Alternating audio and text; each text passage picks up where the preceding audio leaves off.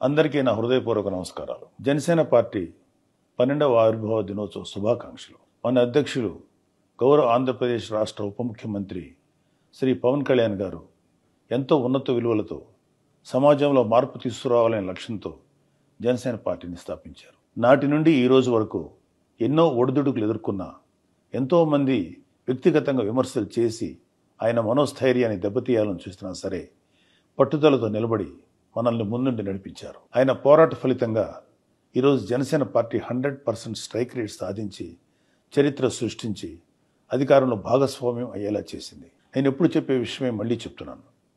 అధినేత ఒక నిర్ణయం తీసుకుంటే దాని వెనుక ఎంతో బలమైన ఆలోచన, భవిష్యత్ ప్రణాళిక ఉంటుంది. ఒక జన సైనికుడిగా ఆయన ఆదేశాలు పాటించడమే మన కర్తవ్యం.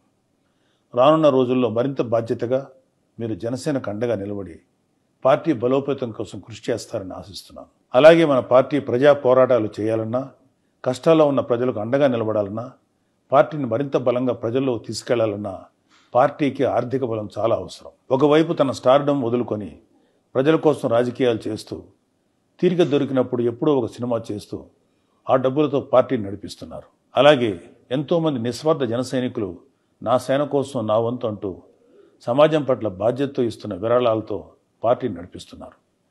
డబ్బు మీద ఆశ లేని వ్యక్తి మన నాయకుడు పవన్ కళ్యాణ్ గారు. ఆయన సంపాదనలో అధిక భాగం కష్టాల్లో ఉన్న వారి కన్నీరు తుడవటం కోసం వెచ్చించిన గొప్ప వ్యక్తి. ఆయన చేస్తున్న పోరాటానికి ఆర్థికంగా అండగా నిలబడటం అంటే మన బిడ్డల భవిష్యత్తు కోసం పునాది వేస్తున్నట్లే. రేపటి తరం కోసం ఆయన చేస్తున్న పోరాటానికి, జనసేన పార్టీ బలోపేతానికి విరాళాలు అందిద్దాం. కొత్త తరం రాజకీయ వ్యవస్థను నిర్మిద్దాం. నేను నా జనసేన కోసం విరాళం ఇస్తున్నాను. మరి మీరు? జై జనసేన, జై హింద్.